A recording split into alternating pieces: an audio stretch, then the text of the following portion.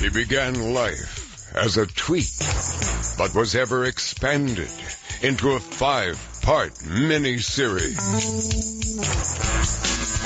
Now, he's a guy on the radio, live from Hollywood. It's the Craig Ferguson Show.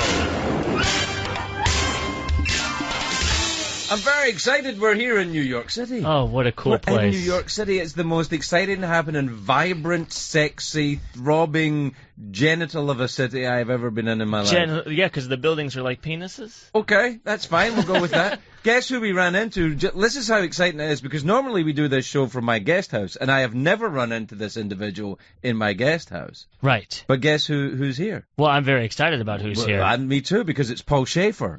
Paul Shaffer. Paul Shaffer, ladies and gentlemen. All I want to say, I want to hear. I want to be able to hear myself in the ears. There we go. Yeah. All right. Yeah. It's not for lack of trying that I haven't gotten into your guest house. I try every time I'm out there. Yeah, but that's the restraining order in Los Angeles. I can't get in. Well, yes, I can't come within 100 feet of the guest house since that last time. Well, but we're not going to refer to that. That's not what we're talking about now. We're talking about the new Paul Shaffer, the new cleaned up rehab. I'm out of rehab now, yes. Everything is fine, and we have shaken off the corporate shackles. I have to say, I just very briefly, we touched on that in the corridor on the way in. It took me a little while to stop looking for permission for people. When someone said, would you want to do something? I'd be like, I don't know, I got to talk to CBS. Yes. It took me a while to get used to it. Well, you were one of their stars. You had to go back to them and find out.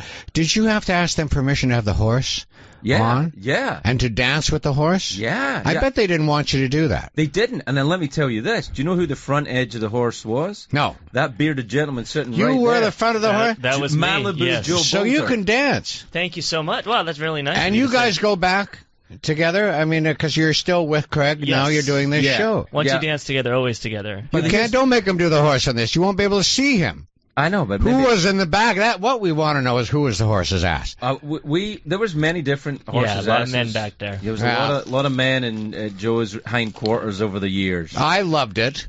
And who was I've always wanted to ask you this. Who was the robot guy? Robot skeleton? Yeah. Josh Robert Thompson. He's on this show all the time. He's a fabulous improviser, a great actor, a friend of ours. He was terrific. Yeah, I know. He's a great guy. Now, listen, I got to do your show. Yeah. I want to tell you this I story. feel like I'm doing your show right now, but okay. I know. I don't know why, because I've been here at Sirius all afternoon. I know. You've been here all day. But I was dying to, when I saw you in the hall, I said, I got to tell him this story. Okay. I did your show once. I had the pleasure. Yeah. When I had my book out, you let me on. Yeah. And, I grew up, as I told you, Fort William, Ontario, Canada, the sister city to Fort William, Scotland. Right. We had 3 world-class pipe bands there. Right. I said, I'm going to learn how to play the bagpipes for Craig. And I did. I learned how to play Scotland the Brave on the bagpipes, and I said, and I got a kilt, the Fort William tartan, and I said, I want to come on his show playing Scotland the Brave, and you're in the talent department said, no, don't, everybody wants to do it. Everybody wants to do a kilt with him. Don't do it. They forgot to say, but he's going to play the bagpipes. They didn't even mention that. Don't do the kilt, and so I never got to do. That's what I would have done for you anyway. Wow. That's how much I loved you. I learned to play the bagpipes for you. I feel so bad. I feel like do you remember how this. to play them? Yeah, I could come in here and play them, the next time. I don't have my pipes with me. The pipes are calling, but not, when you come back. We're here for a couple of weeks. Okay. Maybe if you could get your bagpipes and come back. I would, just because, it would be full circle. I would love to. It would be and wear the kilt, too, I think, right? I'd like to see Paul Shaffer in are the we kilt. on video? Well, you have to have, we have to do a Facebook Live thing at the same time. Oh, we didn't do it today. We completely forgot. We're in New York. We've changed. You see that? Yeah. Wow. We usually do Facebook Live every day, a half an hour before the show. We didn't even do it today.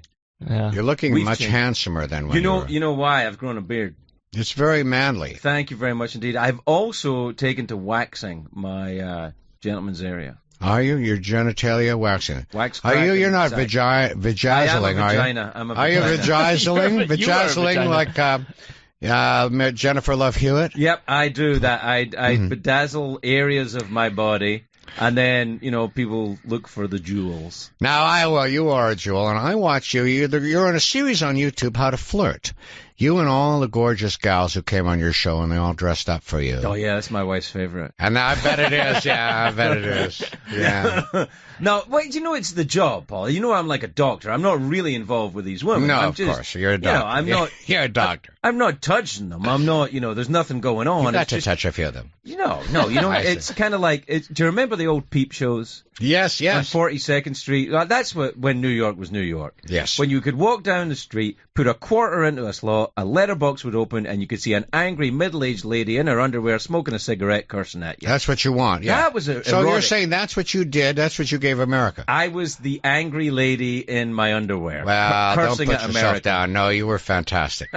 I loved your show. You were so quick. And I loved doing that thing we did together, a charity thing, Red Nose Day. Red Nose Day. I was your band leader on that. That's right. That fun. was weird, huh? Yes, it was fun, though. I kind of liked it. What about Dave? You seen Dave? I see him all the time. Do you Yes, really? we have kept our friendship going. Yeah, we have dinner every 3-4 weeks. I love to hear that. Yes, I love indeed. to Yeah, hear well, that. very sweet of him. It was important to him that he and I remain friends.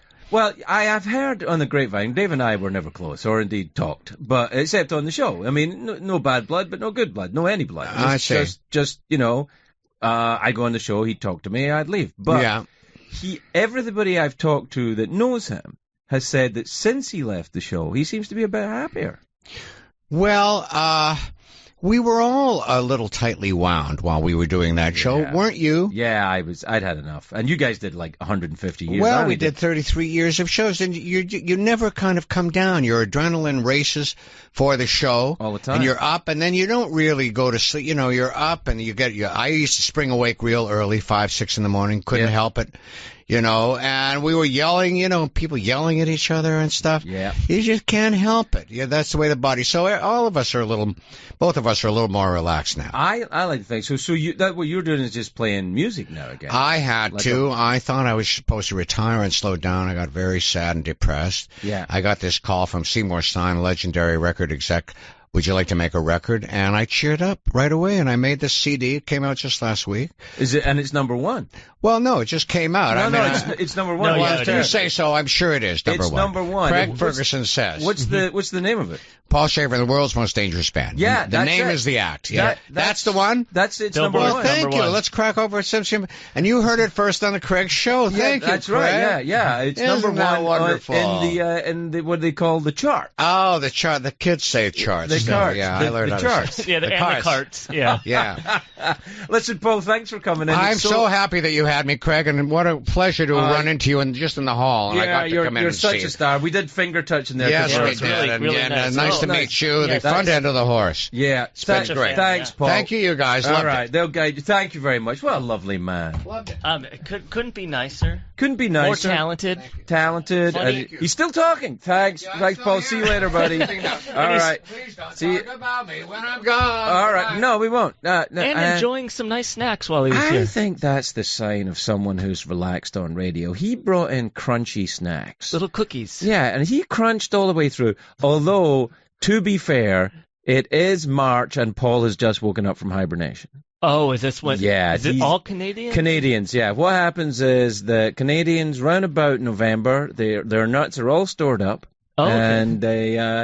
and they put them in a tree, Sure. and then go to sleep and wake up for hockey season or something like that. I don't know.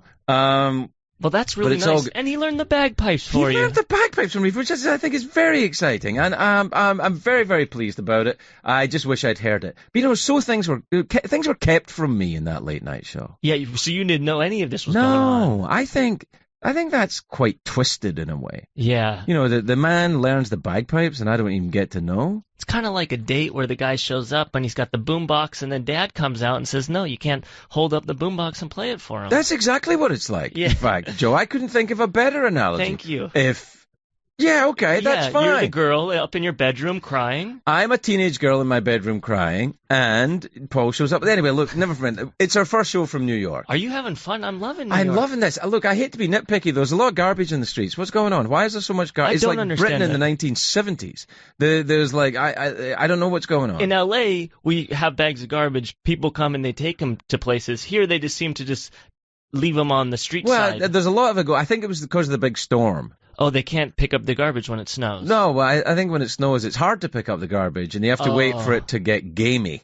Oh, well, that's working. Yeah, it's gamey out there. It is gamey. But I tell you, I'm having a fantastic. Are you having a nice time? Oh, it's been so much fun. Tomas and I had a day together. It was lovely. Oh, that's very nice. You guys are getting along. Yeah. You know, what I've been doing is I came here with Megan and the kids. Yes. And we went to see Hamilton. So jealous. I have not man, seen Hamilton. You have to see it. I was a little disappointed. George Hamilton, not in it.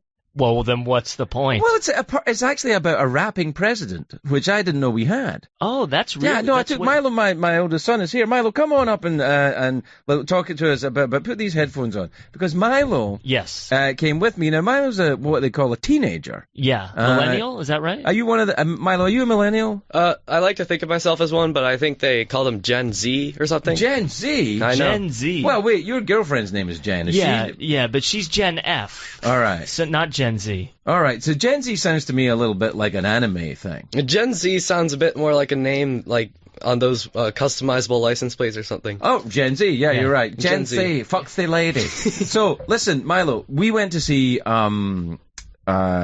That's right. All right, now, I am a cynical and twisted old man. You are a cynical and bitter teenage young man. That yes? is also right. Would that be fair to say? Yeah, absolutely. Okay. So, Hamilton, did you cry? Oh, yeah, multiple times. Like afterwards and during the times? Multiple times? Yeah.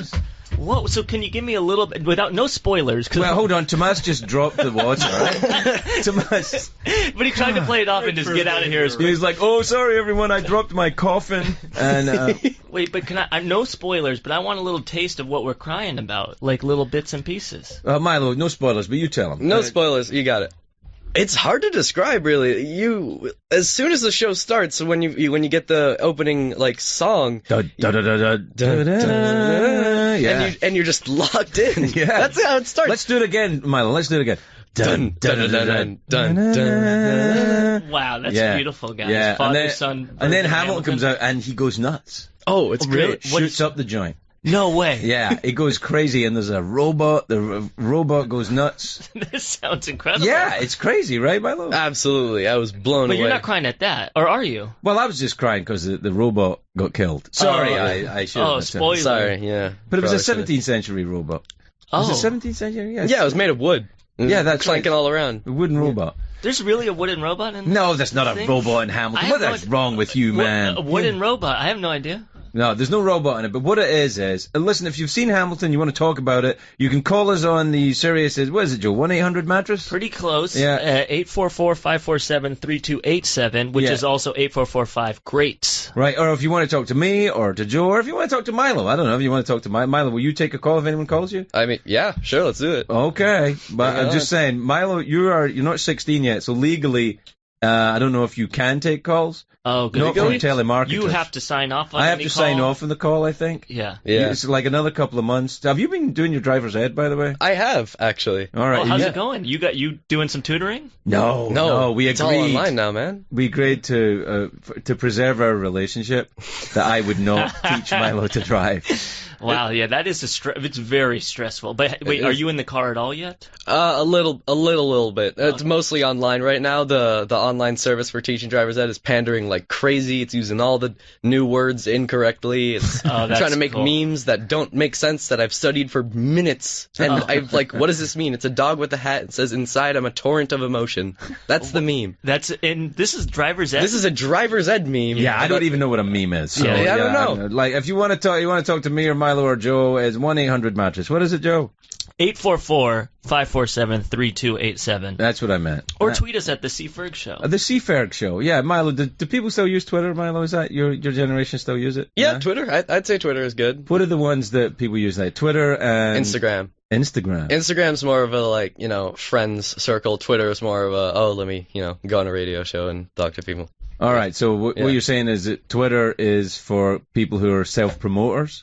Yeah, I could say that actually. And Instagram is kind of like Instagram depends on how you use it, really. It's like it will show the bad parts of your personality, so if you use it right, you'll find, but if you're not, then, everyone will know, basically. All right. Cindy from Illinois called in to say Milo has a great radio voice, which I think passive-aggressively means, Joe, that you and I don't. Yeah, what's that about? Yeah, what's that about? I think we're on new microphones, so maybe that's what they're Maybe hearing. we sound a little weird because we're on actual microphones. And yours That's has, true. if you don't mind me saying, a condom over it, and mine is kind of bare. Yeah, mine's naked, you know? Yeah, well, see, what happened is I was born in a different country, so I've still got what they call a foreskin. Oh, that's a microphone foreskin. Yeah, it's a foreskin. Wow. Randy in Connecticut called in to say he liked the radio show. That's good. Isn't that good? That's really good. That's right. You know, Randy in right? Britain, Randy means something different. Like, Randy is a slang word for frisky or horny. Horny. And Milo, don't listen to this. I don't want you hearing words like horny. You got it. I'll cover my ears over my headphones. Well, wait. Then you can still hear things. That doesn't make any sense at all. Yeah. What? I can't hear you. There's a my hands cough are over button. my headphones. There's a cough button, but there's no "don't listen to what my dad's saying" button in front of us. Right. Anyway, look. Here's the thing. We went to see Hamilton. Yes. And I don't know if you guys have heard about it. It's a show that's struggling on Broadway right now. Not a lot of people are going. It's hard for them to stay open. I want you to, if you can, get yourself a ticket. They're only about $1,500 for a cheap ticket. What is going on with Oh, that? my You must have God. known a guy. You probably had to bribe someone to get in there. No, right? I had to pay for them. Really? Oh, wow. No That's wonder it. why. That's the entire Sirius Radio budget has That's gone up it. in 4 Hamilton We tickets. sent you there. The show sent you there. Well, we went with Milo's little brother, Liam.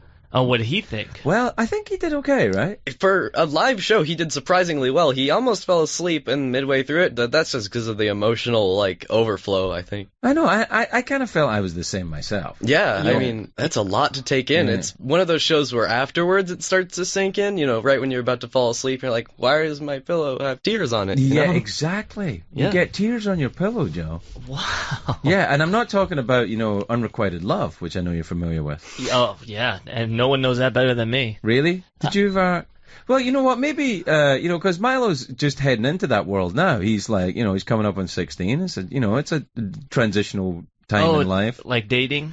Yeah.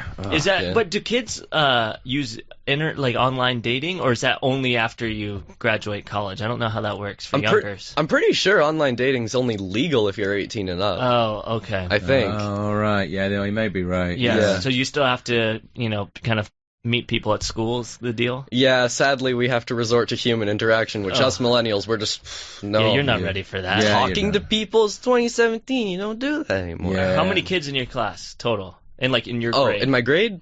80? Oh, that's not a huge pool to pick from. No, How are you it gonna isn't. Make a connection with Well, 79 other kids? it's legal to date people from other schools. Oh, that's It bad. is. How do you meet them? Well, don't you guys have socials or something? I don't know. I don't know. What, do you have teen galas or something? That would be a disaster. Yeah, probably. You're sending would. Milo to socials. Yeah. If Milo goes to, go along to your socials. Wear your boater and go to a social. Did you have socials growing up? No, man. When I was Milo's age, I had a job. Oh yeah, that was your social. I was done. Yeah, I was done. I was done with high school when I was his age. Was that when you were delivering milk? Yeah, I was after I was. I actually was delivering milk when I was about 13, 14. Okay. So that's why every now and again I have to remind myself not to punish Milo for it not being Scotland in the 1970s. That's true. Yeah, That's true because that's a 'cause- very different Because life. parents do that, right? Oh, absolutely. Like you can't. Hey, you should have it tougher because I did. Like my dad was always giving me a hard time because the Second World War was over. He's like, well, you don't know what it's like. That's what he spoke like. Oh really? You don't know what it's like. You had an American kind of trucker dad. It kind of goes full circle over there, you know? Yeah. Oh, by the way, a big shout out to our truckers. We always have to do that. Yeah. Shout out Yeah, to the shout out to truckers. truckers. We love America's truckers. New York City wouldn't exist without truckers. Yeah, actually, I wouldn't mind if a couple of you spun by here, picked up some garbage. That's true. Yeah, it's a little garbagey out here. Yeah, little brother's jumping on him. Yeah, all the he time. was. He was jumping on. Yeah, him. we had to explain Oh, him to, no, there's gross. probably glass in there. Yeah, or and poop rats. or rats or There could pizza. there could be bees. There could be bees in there. It could be anything. Well, that was the threat you guys warned him about. There could be bees in No, there. you know the story about bees is this. Like when Milo was about 6 or 7 years old, Yeah, around that time. I was forcing him to play little league baseball. Yeah. He didn't want to play little. Milo's an emo kid. He wants to Yeah. watch anime.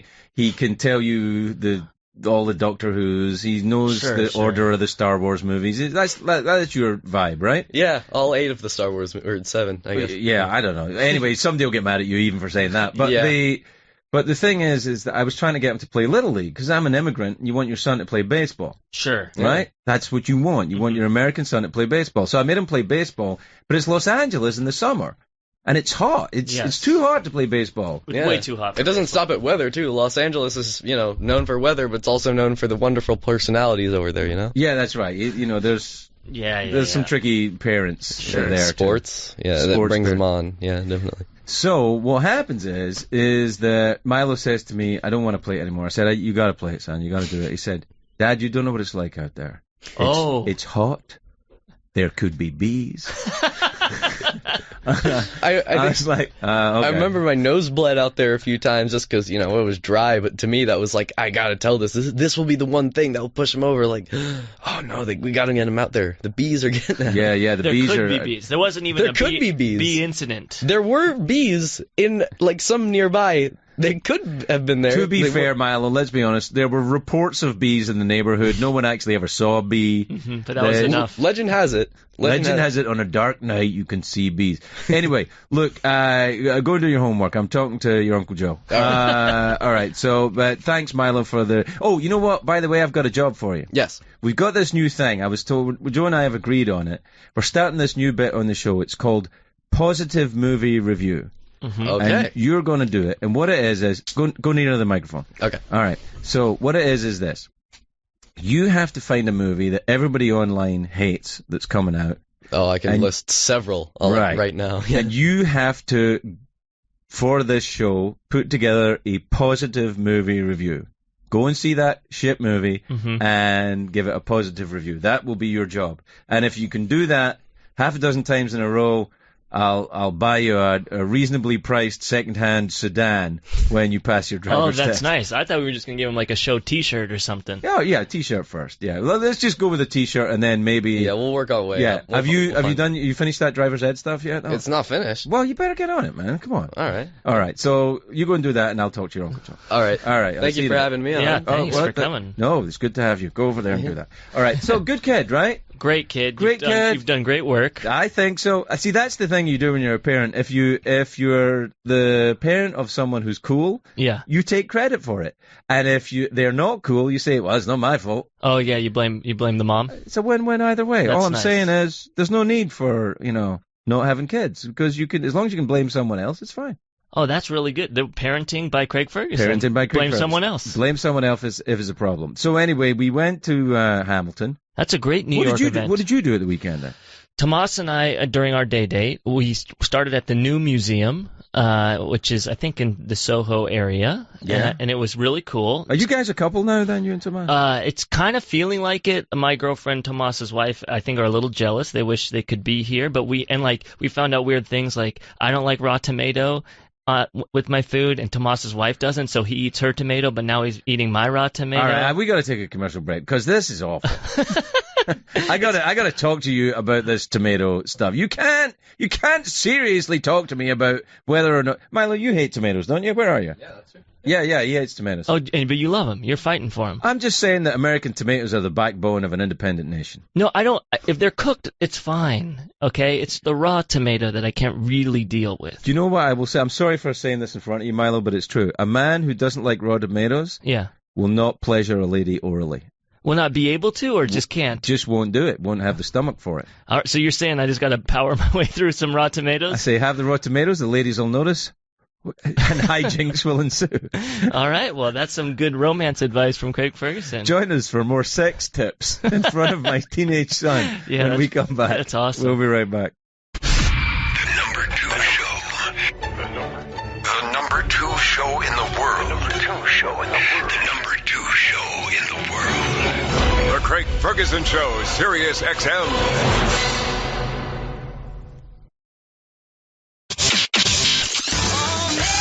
It's the Craig Ferguson Show on Sirius XM. Comedy greats A little bit of respect now, Joe, I think, because we have a proper writer in the room. A great writer. A great American treasure. A writer, an iconoclast. You were a crime journalist for a while, Laura, weren't you? A journalist who sometimes did crime. I was a reporter for 20 years. Laura Lippman is here. That's so. I think that's when and you know when reporters were reporters before. See, in the old days, Laura, when you were reporting, it wasn't that long ago, but we'll call it the old days. You guys used to have something called fact checking, right? Yeah. And what you did was like you would check to see if shit was true before you printed it. Pretty much. Man, that must have been weird. Yeah, that was crazy. How did that work? How does it work now? Can you not sue newspapers now? Why? How can they get away with printing anything they want? You still can sue newspapers, and the good ones are still really good. Yes. As a matter of fact, what's been very interesting about our current administration is that investigative journalism is expanding. Like the Washington Post is adding investigative reporters. Oh. I think the New York Times, BuzzFeed actually does really good journalism. I had this amazing piece by the Canadian critic writer Michelle Dean about this crazy Munchausen catfishing Facebook murder where... I like the sound of Munchausen catfishing. See, right there, that's a crime novel waiting to happen. Yeah, but those are words that only an expert could use. Well, Munchausen... You know what my favorite phrase I always liked is Munchausen by proxy. Right. Oh. When people would hurt... Usually it's their kids, actually. Yeah. They would fake illnesses in their kids to get attention for themselves. Oh. How twisted is that? That is, but ripe for a novel. Good for a novel, that's what I'm saying. I'm halfway through your novel right now. Well, it's so nice to hear. Not your only novel, but your most recent novel. My most recent novel, Wild Lake. The Wild, and it's what I like about many of the things in the book, but one of the things I like about it is that the main character's brother was born at the same time as me. So I think it's probably about me. I was born in 1962. 1962, okay. And then the incident at the lake, which I still don't know how that changed, but I know there's something weird with that, because someone gets killed at the lake, but I'm thinking, wait, he's a good guy, but then wait, I'm thinking, wait, something's not right here. Yeah, I can see, Joe, you're already like, what's happening? What is going on? Well, you don't know that's the whole point. It's a cliffhanger. I'm on the edge of my damn seat. It's literally a mystery. It's a mystery. In fact, I think that is the genre. It's a mystery. That's so exciting. We should start that genre. I think that would be popular. Think it's fantastic. Listen, I think there's a couple of crime writers in... is it okay to call you a crime writer? I love being called a crime writer. Right, good. Because there's a couple of crime writers in the U.S. that I'm a big fan of right now. Yourself, obviously. Thank you. Larry Block, who's coming on the show, Lawrence Block. Do you know Larry? Yeah, I do. I like him a lot. He's very cranky, man. But he's my friend, so I don't mind him being cranky. He's funny, too. He is very funny. He's funny and he's cranky. He's a hell of a writer, too. Mm-hmm. I wonder, though, and I've noticed this a little bit with you, Larry and you write sex very well. Wow, thank you. Yeah. And I think it's difficult to write about sex. I'm a Scottish Protestant. I kind of don't like to admit it exists. I hadn't done a lot of it until this book, actually. What, sex or writing about it? Writing about it. All right, yeah. Done a little bit of it. Yeah. No, it's really scary to write sex. It's one of the easiest ways to fail. It's much easier to kill somebody than to have two people successfully having sex on the page. A little bit, because I'm not going to give it away, but there's a woman... The main woman, the protagonist in the book, is having an affair with one of her brother's old friends. Correct. And there's talk about their time together and then how she feels physically when she's finished with the... And I'm thinking, this is really dirty. Oh, wow. But you're learning something, it sounds like. I'm learning about women is what I'm learning. Well, you're learning about that woman. But no, I'm very complimented. I really am. Yeah. I think that's a great compliment. But, so, wait, if I'm learning about that woman, but I'm not learning about all women. Not all women. I'm not learning about female sexuality then. I'm just learning about that woman's sexuality. You're learning about a particular brand of sexuality. All right. I mean, she's someone who wants to compartmentalize sex. Yes. She doesn't want to be in a relationship that involves dating and going out and being in a restaurant. She's got a job. She's got kids. She doesn't have a husband, but right, her husband's dead. Her husband's dead, but the guy she's fooling around with is married. Right. And she's in public life, which makes this pretty... right to blackmail. Yeah, right. I think a woman in public life who got caught having an affair would probably suffer as a result. I think we've almost gotten to the point where men can be forgiven for it, almost. I think usually, though, that's only... I'm so glad I sent Milo out for this part. Yeah. I can't. I can't. I mean, I love the boy. I can't have him sitting here when we're talking. He's 15 years old. Yeah, and we already kind of went there, and it was A little probably bit, uncomfortable yeah. I think for he's kind of mad at me a little bit. Yeah, it's his last time on the show. He won't do it again.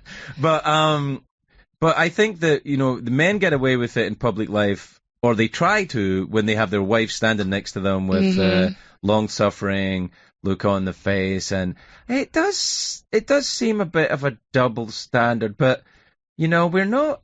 I thought we would have a woman president by now. I thought we would have a woman president right now. Yeah. Never been more wrong about anything. I was quite surprised that day when that happened. I was like, oh, although I have to tell you, there was a couple of guys who I know who are not huge Republicans at all, but you know, who kind of tapped into public life, who said to me early on, no, Trump's going to win. Michael Moore called it. You have to give him full credit. Yeah, he did. And he called John it... Feltheimer, the head of Lionsgate, told me at dinner about 3 months before it, he said, no, Trump's going to win. I'm like, John, you're crazy. What was he basing it on? I'm just curious. He based it on...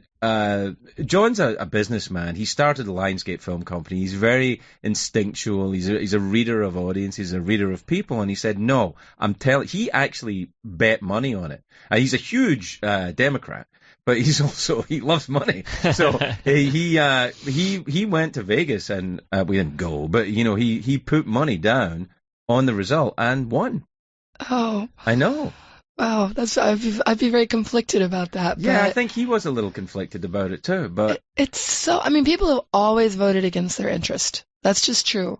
So this phenomenon of Trump voters who have actually voted for an administration that now plans to do things that is not in their best interest, that's not new. Right. Conservative voters have often voted against their interest, but the dissonance seems particularly stark this time. I think disenfranchised people will always vote for a big change, right? The trouble is, if you have any changes at all in history, if you look at big political changes, who are the first people that get it in the neck? The poor. Always. The poor always get it in the neck. They get it when there's changes, and they get it when there's not changes. And they're like, well, let's try a big change. Like the Russian Revolution. Who was it that got it in the neck? The kulaks got it in the neck, right? It's kind of, and kulaks, I guess, or what would you call it? Kulaks were just like working people. Yeah, someone said, I know one pundit made the point that the Democrats have done a horrible job of reminding people that two of the greatest successes in politics, Social Security and Medicare, were things they did. Like, they really did these huge, great programs. And I think people felt patronized. And I think a lot of the race card that was played is that I think a lot of poor white people got tired of being told that they had things better than everyone else because they were white, and they got angry about it. Mm-hmm. You know, I think that happened too. Mm-hmm. I think it was a weird, embarrassing, strange election. It was a very strange election. It happened just through circumstance. I literally left the country the next day. Really? I had a long-time teaching gig in Italy. Oh, so wow. I know. I bleed for you. It was actually, but it felt like we all felt like we were just postponing coming to terms with it. Right. So I was in Italy for a week, and then I was in Denmark for a week. And it was like, you still got to go home, and you still have to, sort of be part of the United States. I get a little annoyed when people say, well, if he wins, I'm going to Canada. I'm like, then go then, for God's sake. That's ridiculous. I can't remember. Did you become a U.S. citizen? You did, didn't you? I became a citizen in 2008. In fact, I was a citizen just in time to do the White House Correspondents' Dinner. I did the stand-up at the White House Correspondents' Dinner the last 6 months of the Bush presidency. Oh, my. Yeah, which is good because Obama was such a good stand-up that you don't want to be the guy doing the White House Correspondents' Dinner when Obama's there, because that's like... Yeah, you don't want to be outdone by that guy. The president's going to be better. Yeah. Because he's also the president. Right. He's already got that. Don't do comedy better than you.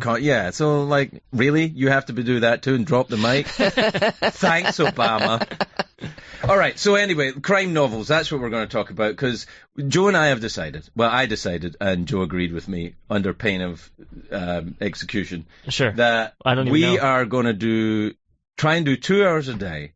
It's like Thanksgiving dinner, where we're going to behave like a normal family, and we're not going to talk about politics. Good. And it's hard though. Well, yeah, there's something happening every day. But okay, so here's something to talk about crime novels. Okay. A professor from Notre Dame wrote this piece for an Irish newspaper in which he was trying to make a case for why a writer named Michael Collins, his former student, hadn't had a greater career. And he mentioned the fact that Michael Collins briefly tried writing crime fiction. And he said the problem is that Michael didn't have the fatal lack of talent. What? I know. So you can imagine. That's not nice. Yeah, it's not.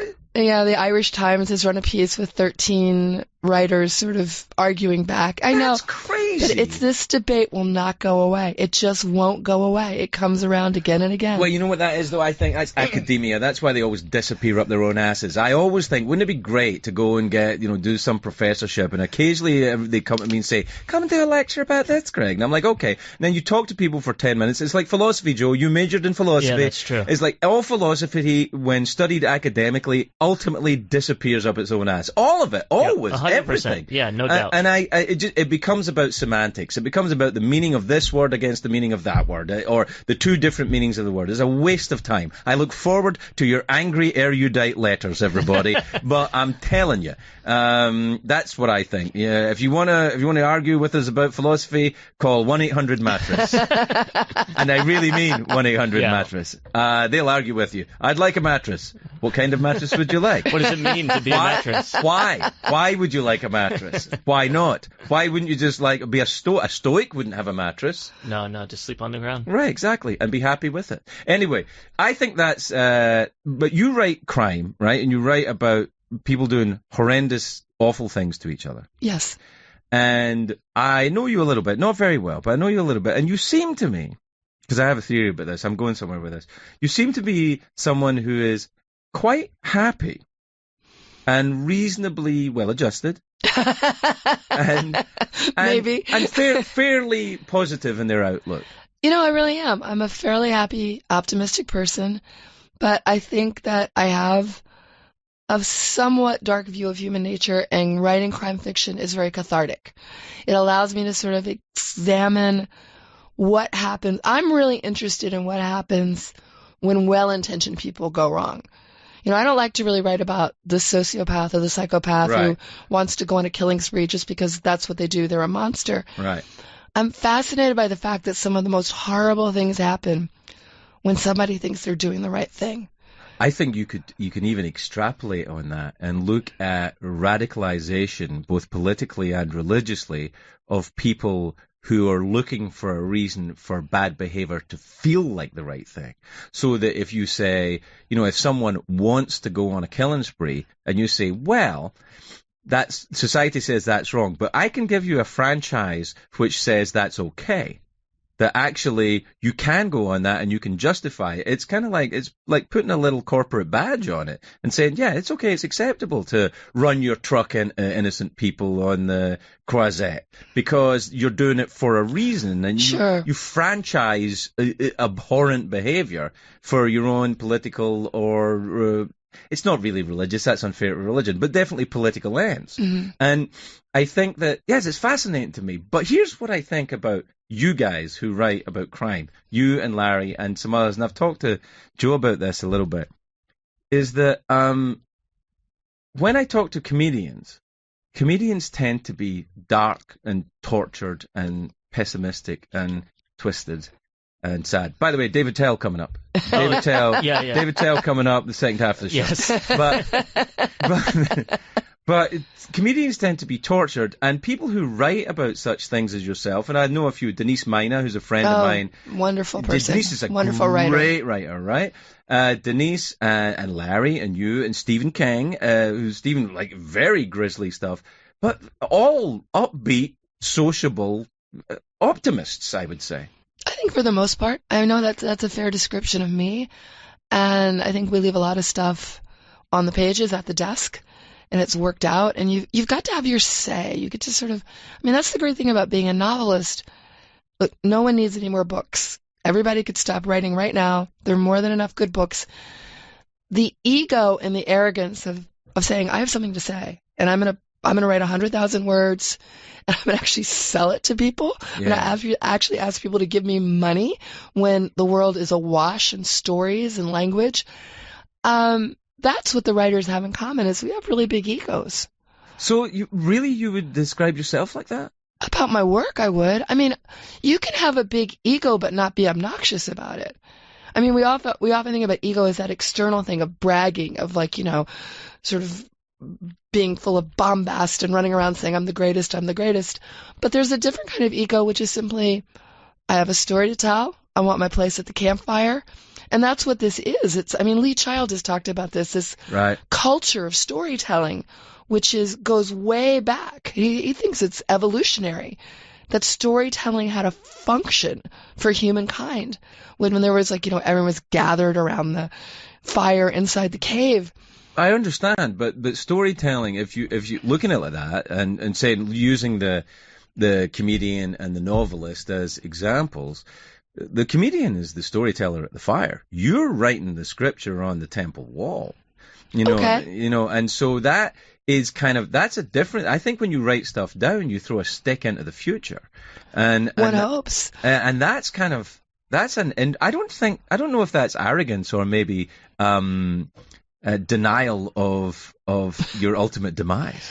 Or maybe a way of saying, well, I'll be gone, but I will have left something behind. Yeah, like planting a tree, maybe. I think it's okay. I think that also, whenever I've written, I'm writing a book right now, and it's really given me a hard time. Is it fiction? Yes. Cool. You've written one novel. I've written one memoir. novel before, okay. and the novel that I'm writing right now it's very hard. It's very hard.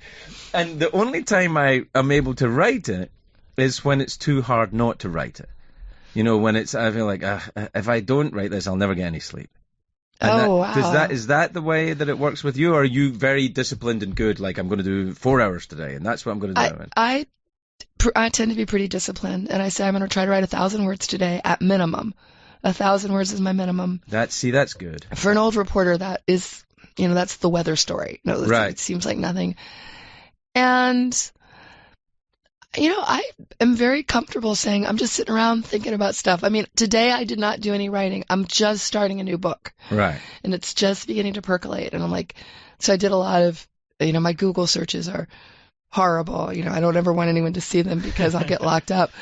But someone will be tracking you. I know. But I'm writing a historical piece set in Baltimore in 1966. So I like the sound of that. I'm already in. Yeah. Well, I do like that. It started because in 1966, the governor's race in Maryland, the expected candidate did not get the Democratic nomination. And instead it was this guy who was a total racist demagogue was the Democratic candidate. Wait a minute, I'm seeing parallels. So the Republican running against him that Democrats reluctantly voted for was Spiro Agnew. Oh. So I started thinking about this election, and then it turns out that 66 is the year that the Baltimore Police Department becomes fully integrated. Up until that year, they've had African-American police officers, but they are segregated. They're quarantined. They're patrol officers or they're undercover narcotics. They're not allowed in squad cars until 66. Wow. And they're not allowed to use a police radio until 66. And so it's like one thing just leads to, and it turns there was a new commissioner that year, and he was all about internal affairs and weeding out corruption on the department. And I just keep going further and further down the rabbit hole. So that's like, but yeah, typically I'm like, okay, 1,000 words a day. That's very impressive.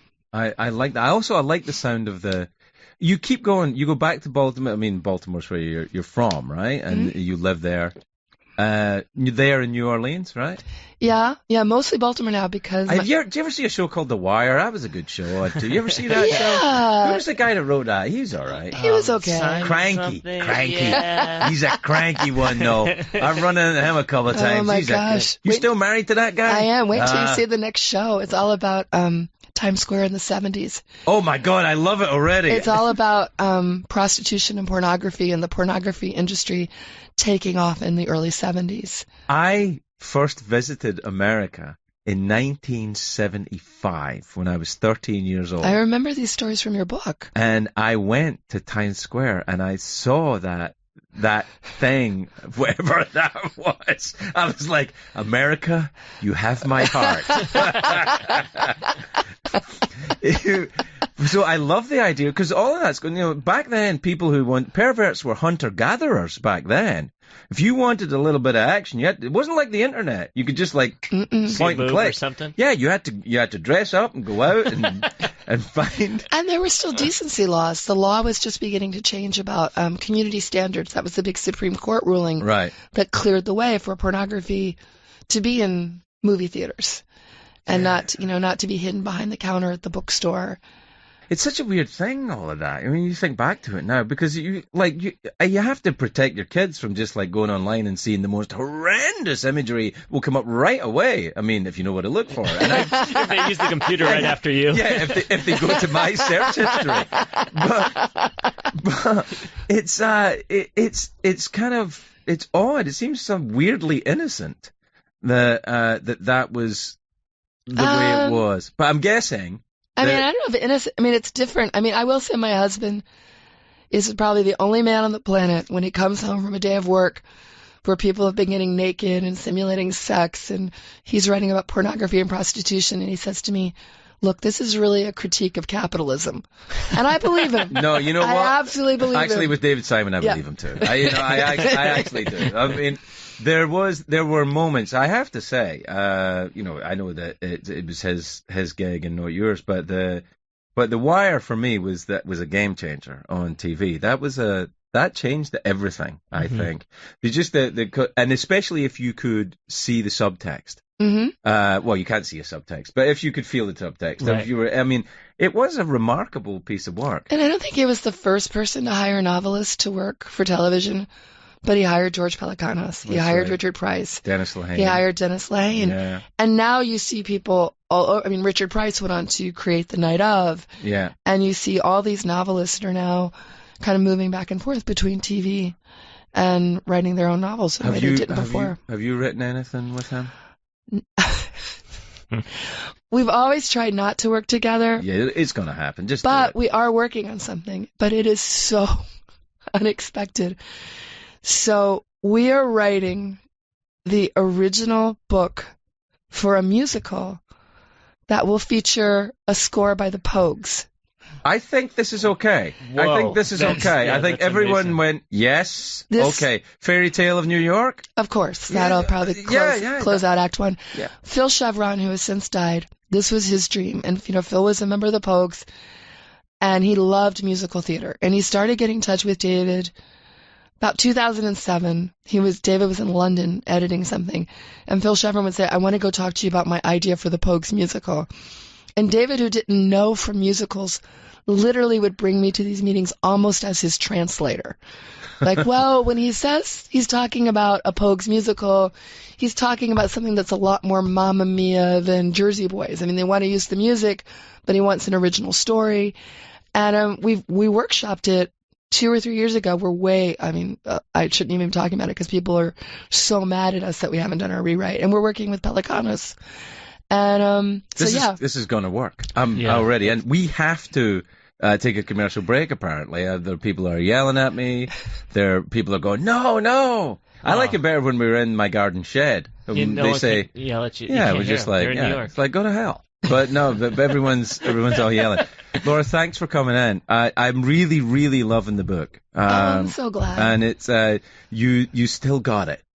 You still got it, kid. I think the next one's completely different. It's really mean and lean, and it's a mashup of every James Cain novel I've ever loved. It's got Postman Always Rings Twice and Mildred Pierce, and that's the one that's done. And it'll be out next year. And now I've already started on the next one. So it's always the next one. If it's always the next one, you'll be all right. Yeah. All right. Thanks, Laura. We'll talk to you in a bit. Bye. There'll be more of Craig Ferguson on Sirius XM right after this.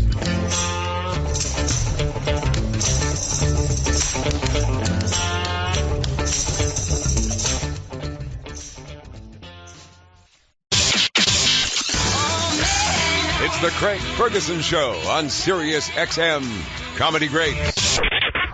Well, I think that was a very professional live read. Oh, one of right the best there. I've ever I had. think people are already talking about the unbelievable. Let's just let everybody know, Emmy-winning radio show. Emmy-winning. We just won an Emmy, everybody. Just for the live reads, you won it. Congratulations. Thank you, Dave Attell, who's my next guest. Yeah. Wow. Wow, that was really smooth, Dave, because I was just talking and then you started talking. Yes. And it was like we were friends. Well, I was nominated for a segue to the next bit. So I didn't know they had Emmys in radio, do they? Yeah, they have Emmys, and you can get a Tony. I got a Tony, and I once. Can you get a Tony for food? Yeah. I like how they're just opening up the whole categories to these. You can have anything you want. The thing is, now in the current climate, anything you say is true. Nobody checks anything, so you can say what you want. I like it. I like it. Yeah, see? It's absolutely free. What a great time for tall tale tellers. Am I right? The Mark Twains and whatnot of our generation. That's right. We are the number 2 radio show on Earth. And we would No way. We would be number 1, but I'm a little bit afraid of Howard. I don't want him to get mad. Howard is the man. But with my help, I'm going to take you to number 3. That's good. Number 3 is all right. 3 is good. The bronze. Number 3 or number 2 is fine. What is number 3? If pee-pee's number 1 and poo-poo is number 2, what's number 3? I don't know. Is this that kind of a show? Yeah, why not? Then let's do it. All right. First of all, thanks for having me in here. It's good to see you. I'm sorry I missed out on your last project, which sounded very interesting to me. The history thing. I wanted you to be there, and that's why I got cancelled, because you weren't there. Don't feel bad. Don't put it all on my No, shoulder. don't feel bad. They said, had you got to tell, you might have had something. You had quite a lineup. Yeah. But I love the idea of it. I love history, and you're the man to do it, and I like that. Thanks, Dave. I feel better about it. You're doing that comedian thing, though. We were just talking about that before. How you really screw a comedian is you say how funny they are and then introduce them. Or give them compliments. Yeah. You know, like, so if you really don't like a guy and you're like hosting a show, you say, and now coming up, the funniest guy in the world. You're going to love him. Yes. And they're like, you motherfucker. You know who doesn't do that? Magicians. They don't do, like, I'm great, but this guy's greater. Yeah. They never do it. Magicians, though, More competitive. They're very competitive. They're a bit... I'm a little creeped out by magicians. Yeah? Yeah, I don't care for them. Well, that's the whole thing is, comedy always works best at night. Mm-hmm. Same thing with magic. Have you ever seen magic early in the morning? It is freaky. Like 8 in the morning. Yeah. Like you open your eyes and a guy's handing you a card. It's the worst. I'm not going to tell you the situation, but it happens. That would be... What card was it, though? Do you remember the card? I wish I did, but I do want to say this. I'm coming off the road, and I know you go on the road yourself, but I'm coming off an excellent weekend of casino shows. Oh, yeah. Where? With the great Jeff Ross, the roast master. I love Jeff Ross. Yeah, we had the best time. Now, here's the thing. There's a guy who can be so vicious on stage, and then you see him, and he's a pussycat. Yes. He's so friendly. On stage, he's the dirty uncle. Off stage, he's just a kindly aunt. Yeah, that's right. He becomes a soft-spoken lady off stage, and on stage, he's terrifying. He's a fun guy. I've never seen a guy better to his family than him. Like, every gig we go to, there's cousins and aunts, and like, hey, this guy taught me how to ride a bike. You know, just like weird people showing up, and he loves it, and I like it too. You do road all the time. You're not doing any more road? You said you're coming off the road? No, just this weekend. All right, okay. And I was in Atlantic City, and I got you a little gift. Oh, let me see. I'd like to say I bought it, but I didn't. But is this crack? No, it's bath salts. Bath salt? Yeah, they put it in the room. They put bath in salts a town of hard drugs. It's nice to see that somebody puts a little bath salt in there. It really is. Let me crinkle it to the microphone so you know it's true. Now, let me ask you. You've been to Atlantic City, right? Yeah. How many times have you said, you know what I'm going to do? I'm going to gamble, drink, and then I'm going to take a bubble bath? None. I'm going to wash the sin away. Hey, that's right. Do you know let the bubbles go to heaven? One of the first times I was in Atlantic City, I was with this young gentleman here. This is my son, Milo. No way. Yeah. Hey, how are you? Is he American or no? No, he's American. Yeah, you're American, aren't you, son? Absolutely. He was born right here. Oh, there you go. He's my anchor baby. Oh, I see. See, now I can stay. But Milo, I drove with him. He's about 7 years old. I was going down to do a show, and he looked out the window of the truck I was driving. He saw a sign in Atlantic City. He went, "Cash for gold, eh?" And I went, "Yeah, son." And I said, "Why does that draw your attention? Do you remember this?"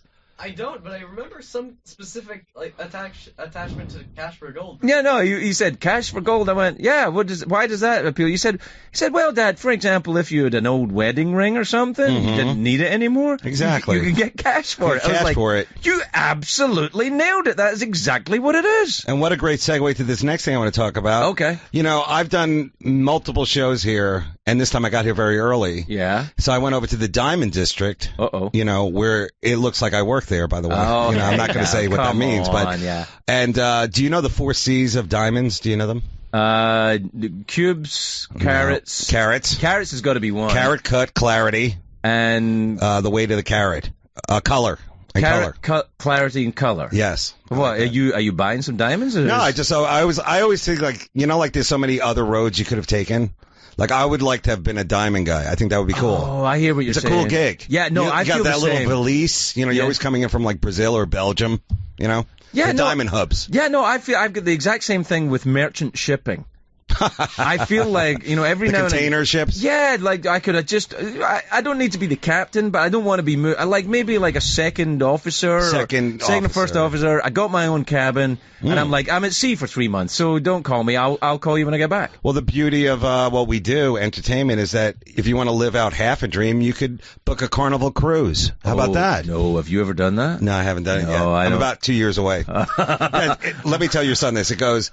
Carnival cruise and then goal for cash. That's how it works. In terms of, I don't know though, because the Carnival cruise thing is like if you don't have a good gig, which I know doesn't happen to you, but I'm too dirty. Yeah, too dirty for the ship. I think you are. I think even if they had me in the bowels of the boat with the cooks and all that stuff, it would not be good. Well, but wait, hang on a minute. This would work if the bells, like in Titanic, like up top, right? It's like, sophisticated. Right, up top, sophisticated. Like so, like Seinfeld is like, hey, what's the deal with bananas? Right, up top. I'm third class. And you're down with all the Irish people. We're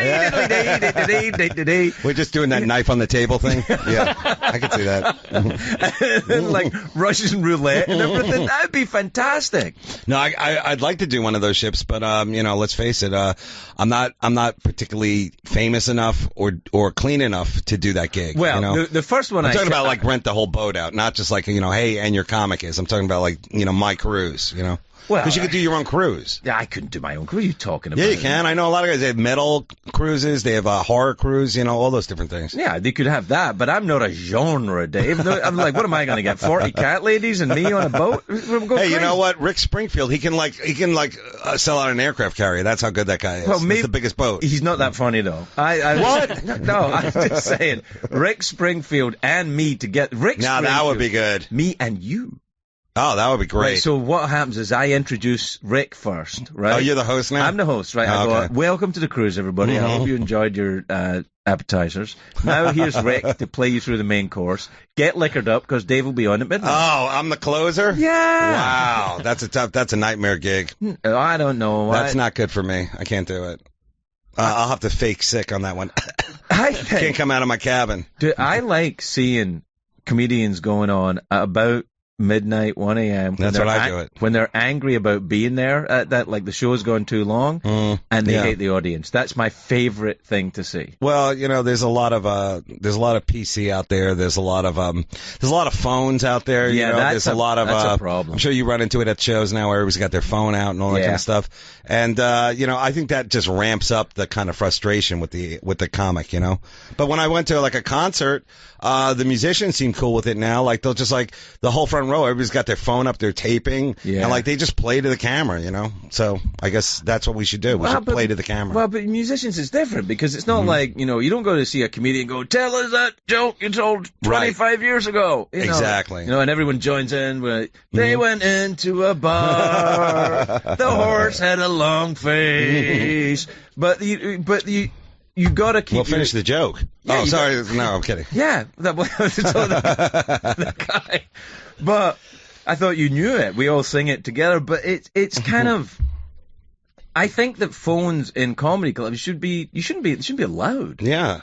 I don't get it, and I don't see what's happening. Like, your son's young, right? Yeah, I think so. I assume you're involved in this Pokemon Go craze out there. It happened about 8 Come up to a microphone, Milo, if you're going to talk to your Uncle He's a Dave. tall kid. Yeah, he is. For yeah. you. If you want to talk to your Uncle Dave, you need to sit right there. Yeah. This is your Uncle Dave. Whatever he does, don't do what he does. Yeah, no, this one's good. That Uncle Dave. So have you done the Pokemon Go, or? Yeah, when it first came out. And, Let's go. When Pokemon Go first came out, I went to summer camp, and the whole thing started and ended. Well, when I was your age, we had a thing called acid. And, okay, they can sit down. Yeah. I just needed them for that. Yeah, I'm sorry, but that's the kind of thing that happens. Magicians do that too. They'll bring you up. Actually, I went to see when Milo was about he was. Well, how old is he now? He's coming up on 16. Wow. And when you were about 7, 8 years old, maybe a little older, he was really into magicians. So we had to go and see these magicians in Vegas. Mm-hmm. Who was that guy with the white tigers? Do you remember? Siegfried and Roy. No, there was another one. They were Rick Thomas. Yeah. Because Siegfried and Roy were like the top tier ones, but then there was the off the strip white tigers. Like the tigers were kind of off white. The Reno guy. Yeah, they were just kind of big cats. and we went there and he pulled you out of the audience and all that kind of stuff. He was talking to you. Oh, you wouldn't go. I can't. No, I did not have the confidence at that point. I saw another kid go up after that. That's right. Yeah, he was just basically Was it like an open mic for Tiger Acts? Is that what it was? This next guy's got a parrot, so give him a chance. This guy's coming in with a bobcat. He's more of a regional act. Do they have that? That would be great if they went the cats all the way down to like a kitten. Inside the other cat. But what? They don't have that. They don't have open mic for magicians. They can't. I don't know, but we should create that. That's a great idea. Be a great thing. Do you still go down to the cellar? I go to the cellar, yes, and maybe they could do it one night. I don't know. They seem to have gotten away from magic lately. It's mostly just stand up. That's very disappointing. But you know what they do there is they have multiple shows around. They also have the Comedy Underground, right? Where I did a show for Comedy Central was like a showcase where I was like the old man. Yeah, I remember. And I brought up the younger acts, and they do shows there, and then they do new joke nights on Mondays and I think Thursdays. So it's kind of like now become like a campus of comedy, almost like a laughter university. Laughter University. Yeah, I think that's what it is. Yeah, I love the idea. I of like that. it too. And what about doing more albums and specials and stuff? What about? I don't know, man. I think I'm probably a year away from a new one. I've been working on this other thing, and that's not really happening. And what other thing? I wanted to do like a card game thing. So I've told you can I say props to you is that every time I went on your show, I'd never have to prep or anything like that. We would just roll with it. And I love the spontaneity of that stuff. And I think you do too. Yeah. Even though I think you're a really good actor, I feel like you could be a good actor. If you I've got a beard. That's what you're saying. I mean, I could see you in a James Bond maybe or something like that. Not James Bond, but the third guy, the guy who comes in with the gadgets. Just go, MQ, whatever his name is, D. It's not a toy Bond. It's a pen that turns into a helicopter. It's not a toy. And we want it back. You're signing for every... Yes, it's not for showing off to the ladies, Bond. It's a real thing. Well, I agree. I think you would be awesome at that. But when you roll, because you're really good on your feet, I love those kind of shows, where it's just riffing. I did Crashing, a very small part on it with Pete Holmes. It's my favorite show. Yeah, I haven't seen it yet, but I love it. And Artie Lang and Judd Apatow is the exec on the show. Right. And it's really a comic show. But, Artie, who's my buddy and my best friend, this guy, is really, awesome on his feet. This guy just man, nobody's got better stories than him. And him and Pete, it's a cool chemistry, as they say back west. Do you have a nice time when you go to LA? I always imagine you to be very uncomfortable. I'm always smoking outside of a hotel. Yeah. That's what I do. It's a little bit like a vampire in paradise. I just I don't imagine you'll be. You lived there for a long time, right? Yeah, I still live there. Oh, there you go. Yeah, well, until he finishes high school, and then I'm gone. What high school does he go to? I can't tell you. Oh, that's right. There'll be magicians hanging about outside. Pick a card, Milo. Come this way and see my white tigers. Yeah, I feel like in L.A., everybody there has a skill that's not really as exciting outside of L.A. I assume you know how to teach a yoga class. Do you? Or, do you have a BMX bike montage on your phone? Yeah, I don't know. A little bit. Yeah. Do you feel like it's kind of a bubble living there? I feel like it is, and I feel like it's for people who are extremely ambitious. And I think what happens is when you go to LA, one of the two things will happen. You'll either get what you want or you don't, and either way you're going to end up unhappy. So you might as well just be unhappy somewhere else. Wow. Because it's not that great a place. And now that I am now so old that I hate the sound of leaf blowers. That's the thing. It's very suburban. Oh my God. I like that.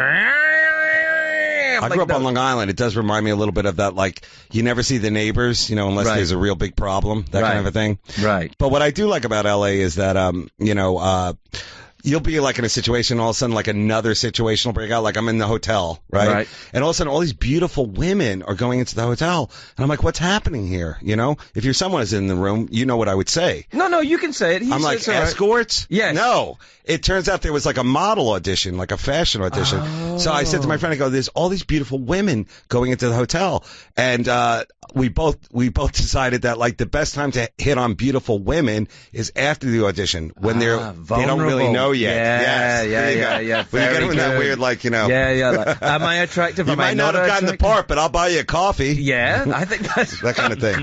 Let's go to the coffee bean. You're hired. Oh, a frozen coffee. Why not? Do you know one of the best things I heard in LA from a woman recently, like very recently? Food is for fat people. No way. Yeah, she actually said it. I was cool. like, that's awesome. That's the most really LA thing I've ever heard. I don't eat. Food is for fat people. Yeah, there's two LAs. There's the, glammed up, kind of like Oscar night LA where everybody looks good, looks sexy. And then there's the other one, the earnest, activist LA of like, no makeup. Yes. Everything Trader Joe's, like just Trader Joe's look. Yeah. And like those people, the rescuers. I'm one of those. I figured you were. Yeah, I go to farmers markets with about 50 cats. 50 cats. And I like to get near the organic produce so that the feral cat smell gets on the produce, and then everybody gets toxoplasmosis. Wow. That's what it's called, isn't it? That's a good magician name. Yeah, toxoplasmosis. That would be your tada. White cats everywhere. White cats everywhere. Yeah, that'd be fantastic. I don't know. I don't know where I'm going to go next, but I don't think it's going to be L.A. Do you think you're going to move back overseas? No, I'm kind of American. No? Dubai. How about that? Well, they've got that big, that sort big of hotel. Yeah, but they've got that thing that's shaped like a pineapple where you can live. An island shaped like a pineapple. How about Singapore? No gum in Singapore, I keep bringing that up at shows. Like, someone will go, I'm from Singapore. I'm like, hey, have a piece of gum. And they're like, what are you talking about? So that's a myth? Yeah, I guess so. I guess that was like an urban legend, And then he caned me. They cane the guy. do. They cane people for graffiti. If you go and tag in Singapore, they will whip you across the ass. I'm okay with You're that. okay with it? Yeah, I kind of like that. I grew up in Britain. Yes, I bet you there were some really good beatdowns over there. Well, we had corporal punishment, which I think breeds a lot of comedians. Did you grow up in a workhouse or an orphanage? Orphanage. We were pickpockets. Were you paid in coal, like a bucket of coal? Pickpocket. Excuse me, sir, could I have some more coal? More coal? Boy. Ferguson. And I had to work Christmas Day, obviously. Of course. And I was an amputee. No. Yeah, I had crutches. Wow. Christmas Day. You could have been a cabin boy on a sailing sloop. Well, could have been. Was. That's how I got That's to how you got here. That's how I got here. And I got off. My name was, when I got to Ellis Island, my name was Joey Goldstein. And I changed it to something a little less Jewish for comedy reasons. Do you find that in LA, like, there's a lot of English people like that? And I can't stand too much. them. I can't stand them. You know the ones that say, the thing about America is you can't get a decent cup of tea. And I'm like, well then, fuck off. Exactly. We don't want. That's the whole thing. We don't drink tea. We drink it when we're sick. You know the thing about America? It's got airplanes, and you can go to Britain and get a cup of fucking tea. Go and enjoy it. Because the English thing has now moved further out. Like, I was in Phoenix, and there was a guy from England there. So there you go. Well, what happens is this is spreading out. As people get older, they go to Arizona. I love Arizona. You don't like it? No, I love Arizona. My best friend lives in Prescott, Arizona. Wow. But he's getting older, and he likes it there. Yeah. Because it's hot on his bones. Oh, it's good. And the air is clean. And it's also like this, like a weird kind of moonscape, right, the weird rocks and formations and whatnot. Right, and you can kid yourself that you're living on a planet where nobody dies. Exactly. Now, did you send your son to like summer camp? I assume there's like LA like editing camp or something. Oh no, kind of weird. he's got his own animation business. Oh, I'm sure. Yeah, no, he makes more money than There's me more now. pressure on these youngers than there is on us. Yeah, you know? You got to be a billionaire by the time you're 25. If you're not, you're a loser. I know. That's what I feel bad for him. Yeah, I mean, it's like I'm looking forward to making my first $10,000. When I got out of NYU, like I had $2,000 in my because I used to be an assistant to a wedding photographer. I had $2,000 like in my savings account, and I was like, man, I'm gonna just skate for like 6 months.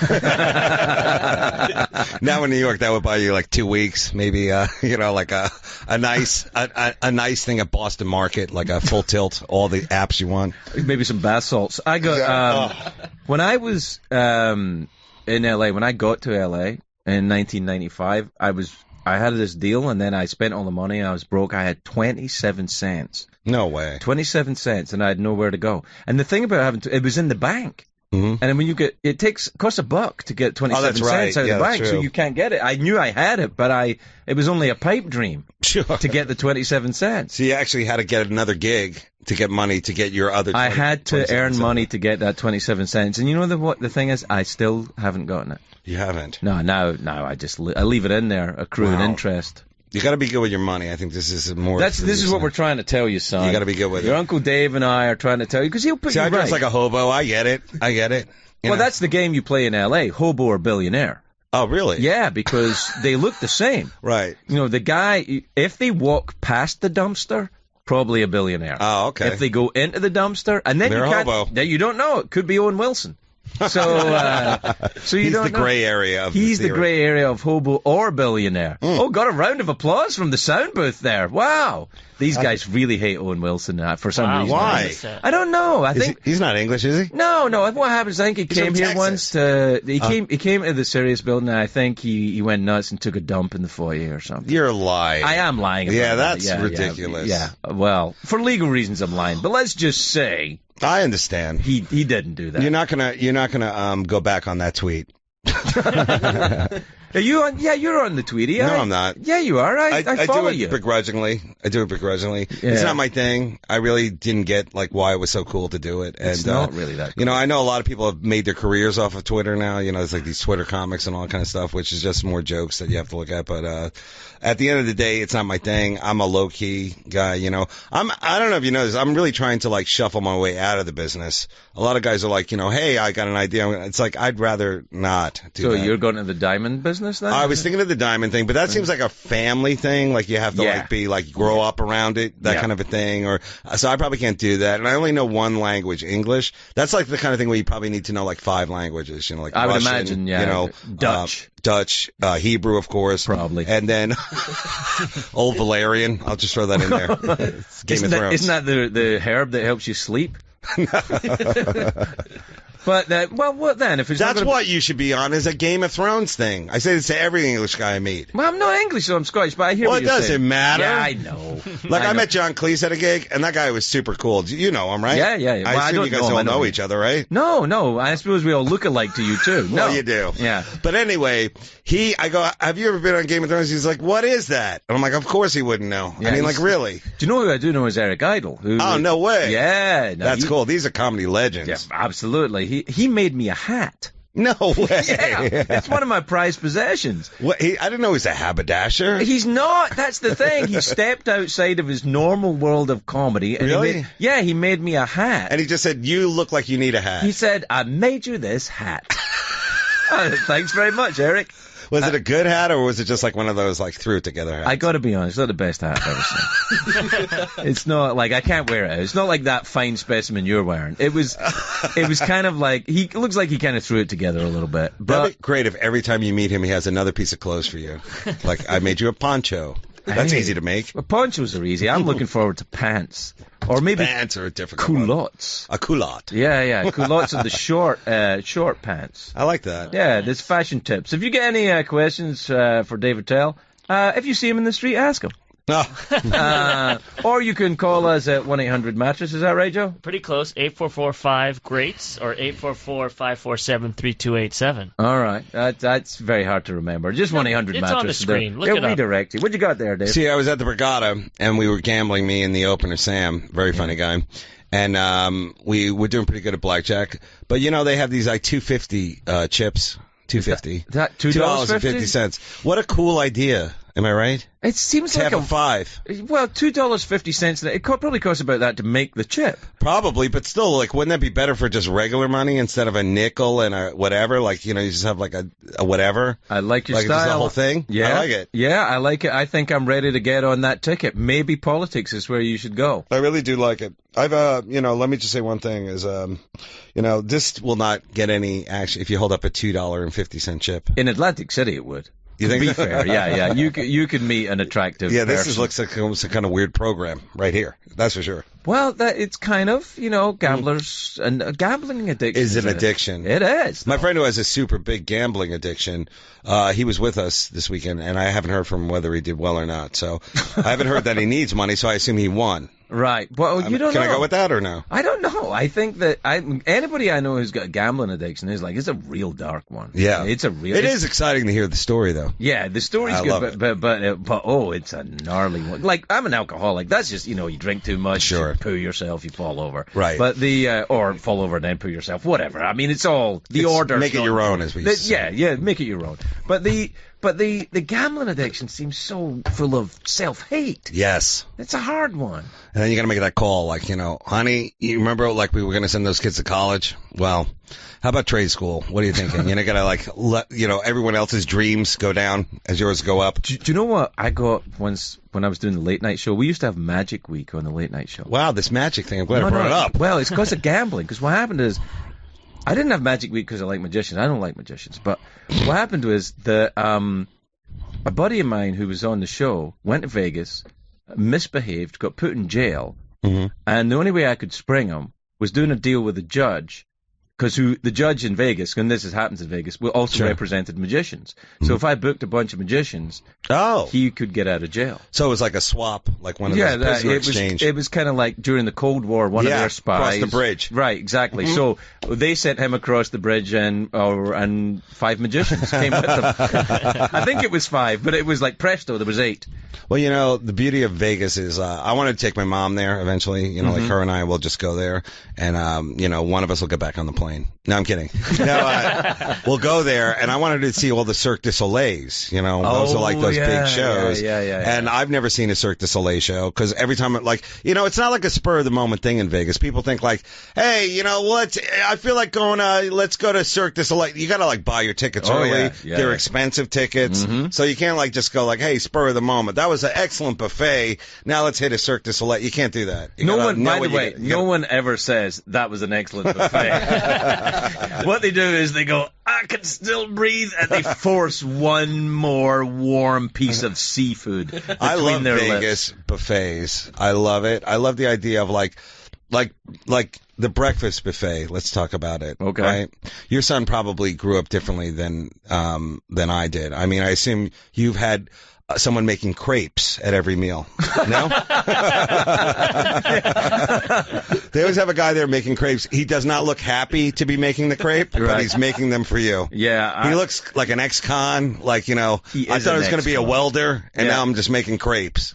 It's like, if only that getaway guy had been on time, I wouldn't have been here making crepes for these bastards. Maybe he's an Ocean's 11 plant. He's in there, he's like the guy, he's the guy that they plant in there when they're going to take out the casino. The crepe guy. That would be what I'd tell myself if I was in Vegas, that I was doing something other than being in Vegas. I don't really. You don't like it? I don't really have a good time there. Look, I don't drink, I don't smoke, I don't do hookers, I don't gamble. What is there for me? That's true. There's nothing there for me. You can shoot a machine gun.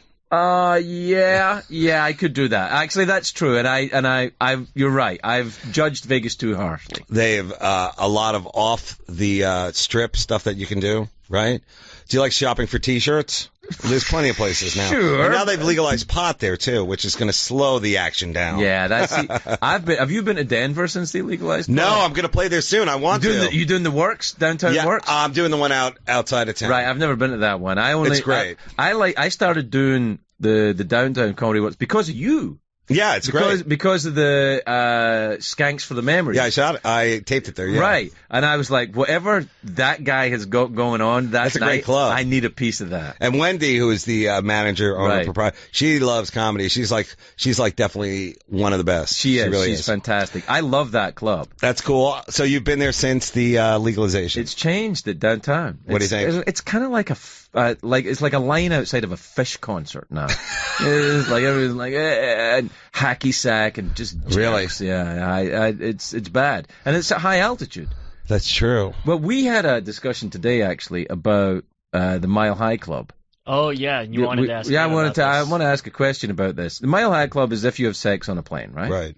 But if you have if you masturbate in Vegas, not Right. Vegas, in Denver, if you masturbate in Denver, technically It's the Mile High it's the Club. Mile High Club, right? I think so. Because you don't listen to this, son. This is your uncle Dad. But I think that's right? I'm going to go with that. It's Mile High I like Stadium. All right, we're going to take a break. What? Yeah, we're going to take a break, and we're going to think about advertise products. Yeah, You know, and maybe when we come back, am I doing another live read of products? I believe you are. Because I feel like I wanna. Yeah. I can feel an improvisational, about 30-second discussion Make it of your own. an excellent product coming up after these messages for other excellent goods and services. We'll be right back. The Craig Ferguson Show. Don't go anywhere. The really good stuff is coming up right after the break.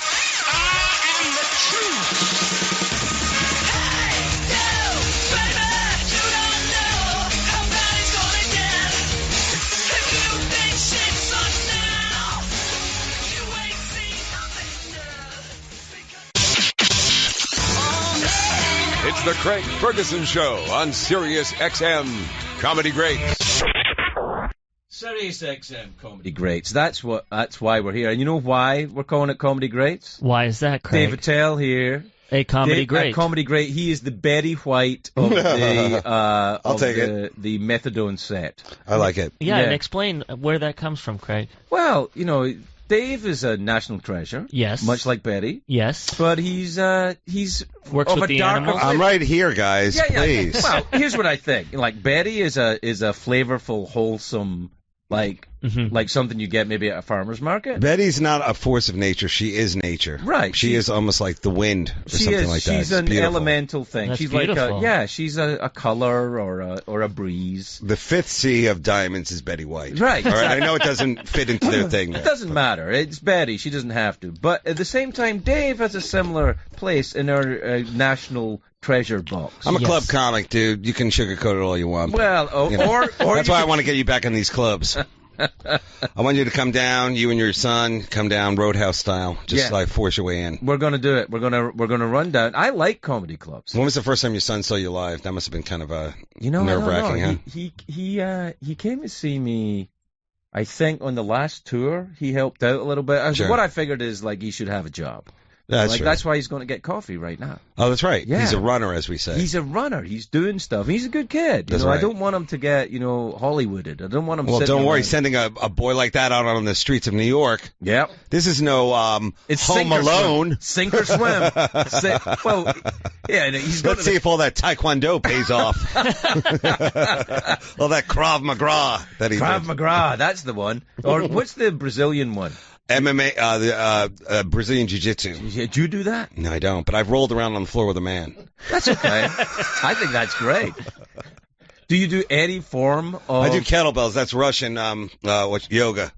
Have you ever seen kettlebells? No, but It's a guy swinging the bell. You can smoke a cigarette if you want. I mean, like it's really not like wearing dress shoes while you're doing kettlebells is probably the best way to do it. It really is. But you know the French do that when they're exercising. No, do they? Yeah, the French are like, I'm just going to put on some tweed and then run around the park. It's time like for that. fair du sport. No, they do the parkour. Do you know what that is? Yeah, you're jumping off a building and Yeah, dying. that's like we call it suicide in French America. criminals basically trying to get away from the police. Like that became a big crazy in the United States. Well, that's what it is. What NASCAR was just it was it? French criminals driving cars in America. I love NASCAR. Have you ever been to the NASCAR museum? I have not. Oh my God, it's so good. It really is good. Where is it?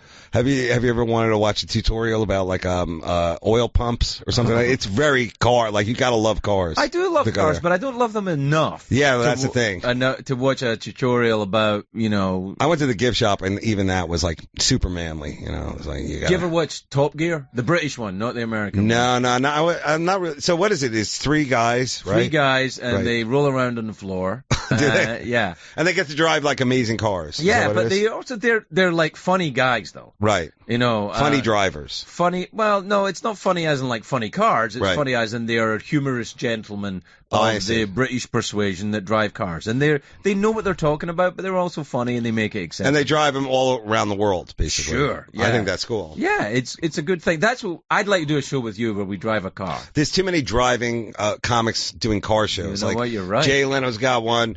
Seinfeld show, comics drinking. I call it millionaires wearing seatbelts. I've never seen a guy who doesn't have at least 6 digits in that seat. So why don't you do that show? I don't think I rate enough to get in there. I don't know. Maybe I could be the guy at the coffee place when they come by and I give them a coffee.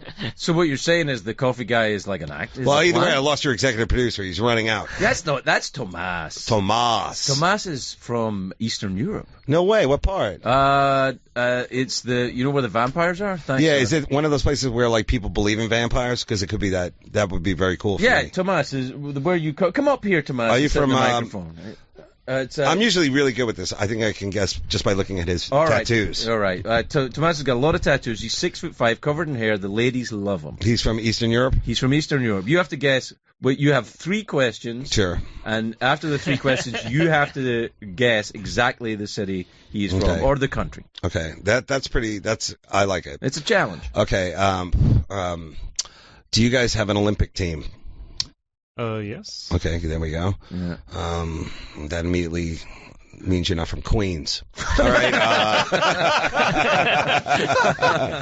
In the movie Red Dawn, were you happy or sad at the end? I don't know the movie. It's the communists trying to take over the United States. Oh. Were you guys communists at one point? Yes. Okay, cool.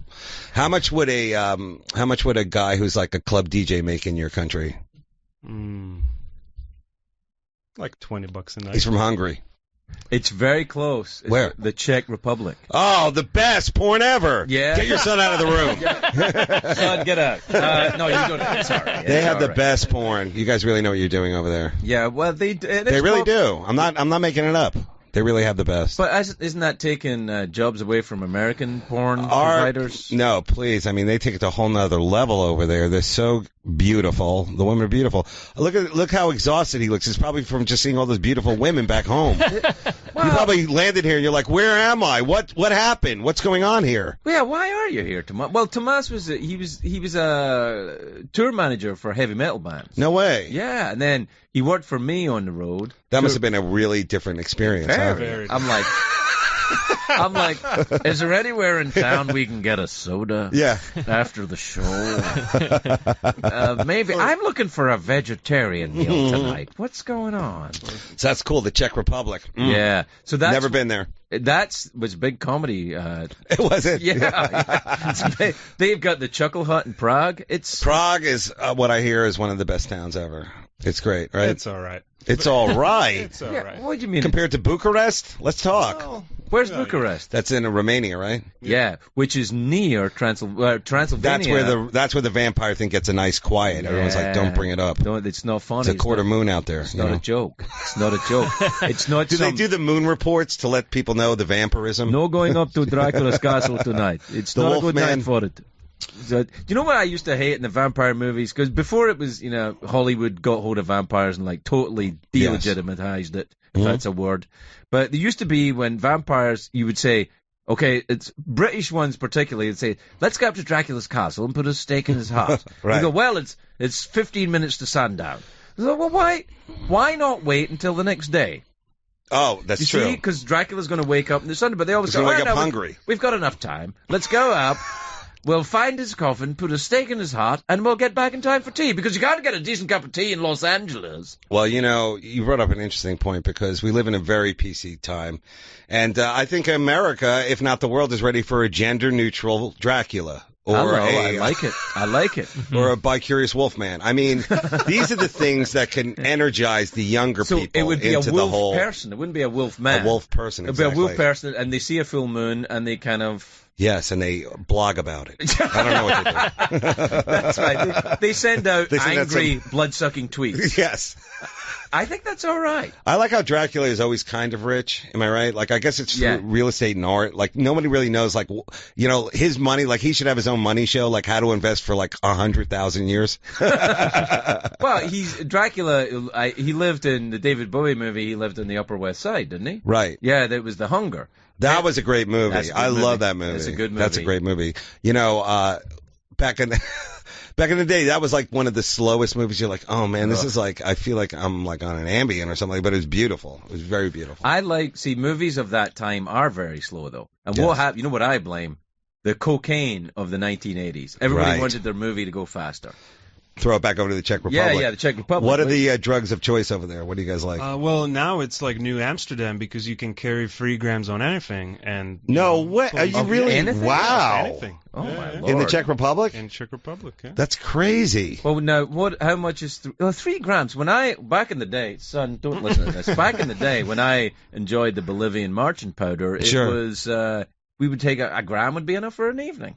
Really? Well, you know, I've always been a moderate man. I've never heard anybody go, I've had enough with the, with the powder. It's kind of like, oh, no more for me, guys. I want to read. No. I'll be in the other room. I have some letters I have to get out. For me. Thanks, everybody. It's like, you don't get social heroin users. Yeah, exactly. Like, I take some heroin every now and again. To be honest, like I thought in the Europe place that they were that was a different thing over there. You know, it was more of crazier drugs, if at all. You know, it's ketamine hard to get or crazier that kind of thing. Oh, no, I think the heroin and coke. By the way, I know you're friends with Artie. I'm very upset with Artie getting arrested. Well, yeah, nobody's happy about it. No, but I think remember, I feel the same way. Like you arrested Artie for having cocaine and heroin, right? And I think that's kind of like the state trooper that stopped Willie Nelson's tour bus. Sure. And go, oh, well done, Sherlock. Willie Nelson has pot. Well, it's like it's kind of like accepted at a point. You just let it happen. Well, no, I mean Artie is to all the fans of Artie and everybody's so like worried, and I am too. And I all I can say is that I know Artie struggles, and he really is trying to stay on the straight and narrow. I mean, the guy is so funny. He's such a good guy to both friends and family. And if you ever seen Artie live, you realize that, like, there's a lot of comics that go up there and they try and, like, here's my truth and and then it's some, like, story about a guy's picking up a girlfriend's hamper at a, at Home Depot. Yeah. Artie has great stories, like almost like campfire cowboy stories where you're like, what? And then the fire goes out and you're like, what happened? But he has great stories. And, all I'm going to say is he's one of my best friends. And, I'm always thinking good thoughts for him, man. I not only am I a fan. I know we prayed for Kanye, but can we pray for Artie? Yeah, I'm definitely praying for Artie. You remember Norm Macdonald had a TV show? I love Norm too. He's another great comic. He's great, right? Yeah. And he's an unusual comic. And when I did a guest spot on Norm's show years ago, this is when I was on the Drew Carey show. And Norm and Artie were on that. I was a little frightened of them because they're edgy comedians. They're, they're going to be so clever. You can hold your own, though. Yeah, but I'm just like, they're going to be mean and clever. And, right. And they're not at all. No. Nobody was they're like good guys. They are not. They're inclusive, friendly people. We're all broken toys. I mean, come on, Tomas. Go. Tomas had to escape the jackboot of the Soviet oppressor. That always gets the ladies, that story. If I had to run, then I had to dress up as a milkmaid, and I got in a rowboat, right. like that story. Hey, that's a Scottish story. That's Bonnie Prince Charlie. He's kind of young for that whole scene. I mean, really. Yeah, I was born in '84, and the revolution was 89. So. Did you ever see Berlin Live? You ever see them? Like, what groups were powerful during the Nina Hagen? Yeah, did you see Nina Hagen? No, we had very Czech artists, that were big, but nothing from Kraftwerk ever make it through there? No. What about Bjork? Did she ever roll through? Yeah. No. I mean, you mean during the communist era or after? What After. about Hoobastank? Hoobastank? Yeah, Björk is Hooper stank. Wow. Björk is big in Czech. Yeah. Who didn't what's her name? Didn't she do like one of her last concerts there? Somebody did. I don't know. The English girl, the drinker. Oh, Amy Winehouse. Yeah. Oh, okay. Yeah, she was really cool. I think she like did. Amy Winehouse. Yeah. I like. He's kind of low key, but I guess you have to be when you're like the manager of like a metal band. You know, you have to kind of be reasonable. Tomas is, he's. You got to remember His English is great. His English is very good, but this is still early. The sun is just set. This is early in the morning for him. He's just up. Well, I would say one thing. I don't even know how you fly there because I've flown to Germany, which is usually like the hub of everywhere. That's right. And then I went to USO tours like Afghanistan and Iraq. So it's like one of those kind of things. So from Germany to Czech Republic, how far is that? I mean, marching wise, let's say. Just me and a couple of tanks. We just want to roll. We're gonna roll in. He's asking for a friend. Is something coming that I don't know about? Well, you never know, guys. Yeah. You never know. Did you still do the USO stuff? I'd like to do more, but I think as time goes on, everybody's very PC and like it gets to the point where like what jokes can you do? But I always support them on like we do benefit shows for them and all that kind of stuff. So it's one of the best things you can do, and you've done it, right? Yeah. Did you ever play Bond Steel? And I think it's in Kosovo. No, I never played there. That's really cool. That would be cool, huh? Yeah, it's really Kosovo is such a weird place. It is. Yeah, it's kind of like what country is part of Serbia, but not part of Serbia. It used to be part of Yugoslavia. But yeah. And they broke up like a band. Yeah, and they're still angry at each other. It's kind of like none of the members got a new hit. Right. They were better together. That's right, and they're it's kind of like Journey, the Eagles. And they've brought in a guy from a tribute band who's now the lead singer. Although Montenegro, right? Isn't that one of them? Montenegro. Yeah. That's a great one. That's some of the hottest women in the world right there. But it's only 12 people. That's what it's 12 people. They're all models. Yeah, and they live in an apartment. And then let's see what. Then there's a whole like new I don't know. Have you seen these new models like these Israeli models? Have you seen them? No, I don't. They're all blonde, blue-eyed. I went to Hebrew school. I never saw a girl look like that. I don't know if it works quite like that. I can't believe these girls. They're like crazy, super hot.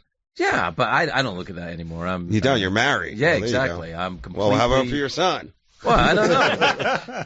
You guys can go out like father-son team. How creepy would that be? That would be really creepy. That would be horribly. Well, son, what do you think of that? Well, that's horrible. Want to meet my dad? He's two tables over at the bottle service. Yeah, and I'll be sitting with the bottles and you don't remember once in Vegas years ago. Just after Tiger Woods, when he was arrested for having sex or something, right? With women. He got in trouble. Yeah, he got in a lot of trouble he let down the game of golf. The normally so respectable, played by such luminaries as Frank Sinatra and Swifty Lazar. I don't know. Everybody plays golf. Yeah. So when he did that, I was in Vegas. One of my first times playing in Vegas, or playing a big room in Vegas. And this guy said, "Come, we got a nightclub as part of the hotel. I think it was the Venetian." And he said, he took me to this nightclub. I was like, "I'm scared to be here. I'm Scottish Protestant. This is not good. Everyone's." You said this. Yeah, I said I'm a Scottish Protestant, but I was with a bunch of guys, and they were all wanted to go. So we went and we peer go to pressure. This, yeah, exactly. And then the guy said he showed me this booth. There was a chilled vodka in the thing, and he said, "This is the table that Tiger Woods always had when he was here." I was like, I gotta go. Tiger Woods doesn't see his kids. I got kids. I don't want to. I don't want to sit there and have some. Yeah, I get it. I see what you're saying, but Tiger. First of all, the name itself, we all know. You call him Tiger, he's going to behave like a tiger. Yeah, he eventually was. He let it out. I mean, but. The guy is an icon in the golf world. I don't know much about golf. I don't know. I know my dad played on the public courses. Not very good. How much of an actual sport can it be though if like Trump can play it? Yeah, he's very into it, right? Yeah, he has his own golf course, which really means you like the game. Right. I think that's part of it. But if you can play it and be, 50 pounds overweight and in bad shape. It's a lot of walking. Yeah, I don't think he walks. Oh, then you get in the cart. I think they have a little kind of like electric car and they move from place to place. So I don't know that it's really What I do like is that after you do your golf, you get to go to the clubhouse, and then you can get like a really overpriced sandwich. Yeah, and then you put it on your tab, and then you can go like, "Hey, I'm never coming back here." wait, it's a total scam. Check style. Wait, what the hell happened? Suddenly, Tomas is a criminal. He's at Interpol. I've been tracking him for years on Interpol. See, you'd be a good detective. I would love to be like Interpol is like international huge. detective. Yeah, it's like the International House of Pancakes of criminals. Of detectives, right? So you go to different countries and sample their pastries and. Here's a good question. Okay. What do you miss the most about your homeland? Beer. Really?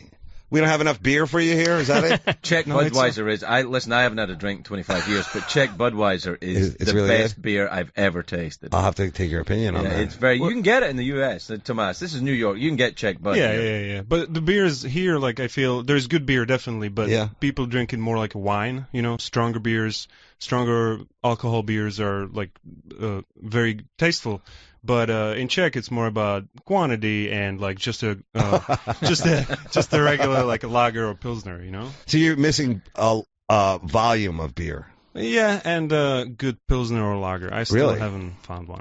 See, I was never a beer guy. I really could care less. I was always like beer and whiskey. They went together. I like beer, whiskey, cocaine. There you go. Cocaine to me was kind of like a vitamin. Oh, it's like if you take cocaine, you can just stay awake and enjoy more beer. I'd love to see you coked up in a haunted castle somewhere in Scotland. Did you hear something? What is it? Get that battle axe off the wall. You should have known me in the 80s. That was the entire 80s to me. You must have been awesome. I was, yeah, it was a look, certainly. It was cool. Well, I was hugely incontinent as well. I mean, there are swings and roundabouts. I mean, yes, you're mouthy and quick-witted, but at the same time, you talk too much and you poo yourself from time to time. That happens. Yeah. Hey, you know what? The best part is we're all still here. That's really what it is. Yeah. You know what? It's okay. And this is awesome to meet a guy from the Czech Republic. Yeah. Well, Tomas is he's their king. He's their king. Yeah, and so they became a republic and they kicked him out. They are very liberal compared to us in a lot of things, I think a lot of people are. I think most people are. Yeah, I'd say so. Yeah. I think Did you notice that? Do you think it's a little uptight here, Tomas? Sexually, I think what I'm asking for is a back rub. Oh, okay. Hold on. I think it's very in this country. It seems like you wake up the next day. It's like another thing that's harder to do. You know what I'm saying? It's just really difficult. Comedically, I'm saying. I'm not saying, I'm not trying to run for office here, but comedically, it's another groan or moan from the crowd. Do you get it or no? Yeah, a little bit. Yeah, it's kind of like it's like what's left? Like we don't all sound the same. We don't all look the same. It's not. You're not pressing someone for noticing that. I'm not digging it. I'm not digging this new comedy world. It's a little tricky. But what I do think is worthwhile is that as you get older to complain about young people, that's easy. These millennials, I don't get it. I don't get it. Well, my son is sitting right there. Look at him. Yeah. Who knows what he's thinking? I don't. Yeah, I don't either. What are you thinking? Is he watching a tutorial on YouTube or what is he? He's posting. Is he Snapchatting? What is he doing? He's Twitch blogging. Periscope. But Periscope's gone now. As a parent, you must have put a filter up on his phone, haven't you? I don't even know how to do that. I like the whole thing of parents supposed to be on their Facebook accounts and stuff like that. My dad would have been like, here's some booze, here's a nail gun. All right? Your mother and I, we're going to go to dinner. We're going to Benihana's. All right? We'll be back in about 4 hours. All right? Don't burn the place down. And one time I almost did burn the place down. So he really was saying that. It's like, don't do that. Don't do that again. Where did you grew up in Long Island? I sure did. Near Smithtown? No. People always say that to me. Well, Long Island is an exotic island. I'd put it number 5 in terms of islands. Wait, okay, so what's in front of it? New Zealand. Okay, Tahiti. Okay, Tahiti. Yeah, New Zealand. New Zealand again, which is the Staten Island of Australia. The Staten Island? The Staten Island. Then Long Island. No, wait, how did Long Island get in there? We have the best rail system of all the islands. What about Sri Lanka? Sure. Oh, wow. Do they have trains there or no? Put there by the British Empire. Oh, wow. They have the trains where all the Indian guys sit on top of the train. Oh, I like that. Yeah, that's better. Cool. Yeah, That's even better. I wonder how much that costs as opposed to sitting inside. It's cheaper. It's got to be. I don't even know if you have to pay. You just have to be able to run. That would be the best way of like you and a girl, like, hey, let's get on top of that train. You know, like I can't afford to take you inside. You know, if you were like worth, you know what I'm saying, like, you know, like only like the hottest girls get to go inside. You know. Oh, I think that I'm not entirely sure that's how the caste system works. Yeah, I don't know how it does India, work, but it might be like that. Like if I go there with a yellow belt, 1-800 mattress. If I go there with a yellow belt, like, do I get to do more things than if I was just, you know, it doesn't have anything to do with karate, does it? The caste system? I think it's a little bit to do with karate, and we got to be out at 55 to get a live read-in. I just got a message. No, that's an old message, I think. Oh, really? Yeah. I think we have 3 minutes left in the show. In the entire show? Then I'm going to stop gabbing. Thanks for having me on. No. Well, okay. I knew that Indian on top of train thing wouldn't hit, but hey, you got to throw it out there. No, I think that's gold. That's gold. Are you going down to the cellar tonight? I'll be there probably all week. I know Jeff Ross is in town. You never know who's going to drop by. All the greats. So, like, some of the greatest new kids too. It's just a lot of fun. The Pope was there once. Did you know that? That's what I heard. I wasn't there when he was there. Oh, right. Yeah, he came in, and what happened was because the new Pope is a Jesuit, so he's like, Where's the hot comedy? And they're like, well, you're the Pope. He said, I can put a jacket on. So he put a jacket on and he went there. And he went down. Yeah, so Gaffigan booked him to open for him. Oh, I didn't know that. Yeah, that's how Gaffigan. He's like, I'm so hot, Pope. Why is he asking me about Catholicism? He is such a liberal Pope. I bet you if you tickled him hard enough, he would scream, I'm a rabbi. I mean, I'm just going to say that. That's a Jewish priest for the Czech guy. Yeah, no, they're okay. Everybody's cool. It's all right. Fine. Yeah, I know. It's been a while. Yeah. Hey, Craig, great seeing you, man. Thanks for having me. Thanks for wrapping up the show, Dave. I didn't know if it's. I don't want to go. That is. We only have one rule here at Sirius. Don't go over your time. I don't want to cut into cowboy talk or whatever show comes after you. No, this was great. This is a clip. The Survivors of Shannon. Who knows? What it is if I run over time, they play one less Bill Cosby clip. So is that how it works? I think that's it. It's like, Spotify. Take a little drinky. So go to sleep, enjoy your beverage. And that would be it. So we're out of time. My thanks to my guest tonight, David Attell, the Betty White of the Dark Set. Thank you. My son, Milo Hamish. Really nice meeting you finally. Yeah. Tomas, great. The King of the Czech Republic. Malibu, Joe Bolter. Thank you so much. Malibu. And Laura Lippman. Yes. Did you ever meet Laura before? I just met her on the way out. She's fantastic. If you enjoy the crime rate, what's her book? Let's talk about it. We don't have time. And then we talked to her about it. But you should read it. It's called The Wild Lake. Wild Lake, yeah. Oh. It's about crazy shit that happens. Is this a summer read or? I think it's a summer read. Is it? It's a summer read. Do you know she's? Did you watch The Wire? Yes. She's married to David Simon, who wrote The Wire. Wow. And they both have a similar gritty style. Wow, that's a lot of writing in one house. Yeah, no, it's a lot of smart people. That is, yeah. A little too smart for me. Yeah, me too. Woo. Okay, well, that worked out. Join us tomorrow when who's the guest tomorrow, Joe? Tomorrow we have Lawrence Block. Oh, Larry Block. And great. Dennis Leary. Dennis. Boom. Right there. We'll do cocaine stories from the 1980s. Oh, man. Oh, fun. Okay. That's going to be good. See ya.